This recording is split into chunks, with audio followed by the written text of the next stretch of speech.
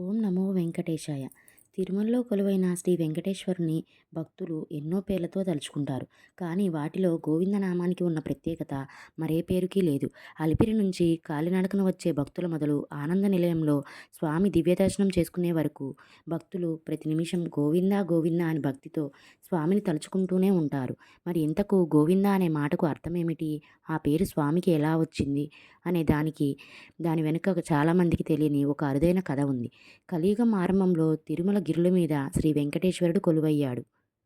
ఆ సమయంలో దక్షిణ దేశ యాత్రకు వచ్చి తిరుమలలో ఆశ్రమం ఏర్పాటు చేసుకుని తపస్సు చేసుకుంటున్న అగస్త్య మహర్షిని స్వామివారు చూశారు. తాను కలియుగం ఆరంభంలో తిరుమల గిరుల మీద శ్రీ వెంకటేశ్వరుడు కొలువయ్యాడు. ఆ సమయంలో దక్షిణ దేశ యాత్రకు వచ్చి తిరుమలలో ఆశ్రమం ఏర్పాటు చేసుకొని తపస్సు చేసుకుంటున్న అగస్త్య మహర్షిని స్వామివారు చూశారు. తాను కలియుగ ప్రత్యక్ష దైవంగా తిరుమల గిరుల మీద కలియుగాంతం వరకు ఇక్కడే నివసించేందుకు తిరుమలకు రాబోతున్నానని, తనకు రోజు పాలు తాగే అలవాటుందని కనుక తనకు ఒక ఆవుని ఇవ్వమని ఆ మునిని స్వామివారు కోరతాడు. అఖిలాండ బ్రహ్మాండ కోటి నాయకుడైన శ్రీ వెంకటేశ్వరుడే స్వయంగా తనను గోదానం అడిగినందుకు పొంగిపోయిన అగస్త్యుడు, మీరు తిరుమలకు రావాలని నిర్ణయించుకున్నారు కానీ లక్ష్మీదేవిని తీసుకుని రాలేదు. కనుక మీరిద్దరూ కలిసి ఇక్కడ నివసించడానికి వచ్చిన రోజు తప్పకుండా మీరు కోరినట్లుగా గోవుని ఇస్తాను అని మాట ఇచ్చాడు. అనుకున్న ప్రకారమే స్వామి కొన్నాళ్లకు లక్ష్మీదేవిని వక్షస్థలంలో ధరించి తిరుమలకు చేరుకొని అగస్త్యుణ్ణి కలిసి పాత వాగ్దానాన్ని గుర్తు చేద్దామని ముని ఆశ్రమానికి వెళ్ళాడు.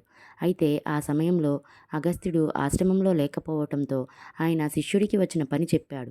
వచ్చినది సాక్షాత్తు శ్రీ వెంకటేశ్వరుడు అని గుర్తించని ఆ శిష్యుడు, సరే మా గురువుగారు రాగానే మీరు వచ్చిన పని గురించి ఆయనకు చెబుతాను అని జవాబివ్వగా స్వామి వెనుదిరిగిపోయాడు. కాసేపటికే అగస్త్యుడు ఆశ్రమానికి రాగా శిష్యుడు జరిగినది చెప్పి ఇప్పుడే స్వామి ఆ దిశగా వెళ్ళాడని చూపిస్తాడు. దీంతో అగస్త్యుడు, అయ్యో స్వామివారు వచ్చినప్పుడు నేను లేనే అనుకుంటూ తన పాకలోని మంచి ఆవును ఒకదాన్ని విప్పుకొని గబగబా స్వామి వెళ్ళిన దారిలో పరుగులు పడుతూ గోవు ఇందా గోవు ఇందా అని పెద్దగా అరుచుకుంటూ వెళ్ళాడు. అలా ఆయాసపడుతూ కన్నీరు కార్చుతూ 108 సార్లు గోవిందా అనే క్రమంలో అది గోవిందా అయింది.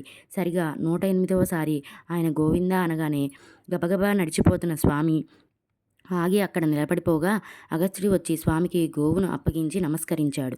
ఆ మునీంద్రుడి భక్తికి పొంగిపోయిన శ్రీ వెంకటేశ్వరుడు, గోవు ఇదిగో తీసుకో అనే అర్థంతో నీవు నేడు పిలిచిన ఈ నామం నా పేర్లతో ముందు వరుసలో నిలిచిపోతుంది.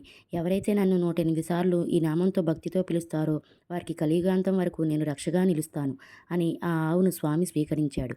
అలా నాటి నుంచి నేటి వరకు పండితుల నుంచి పామరుల నోట ఈ నామం మారుమ్రోగుతూనే ఉంది. ధన్యవాదములు.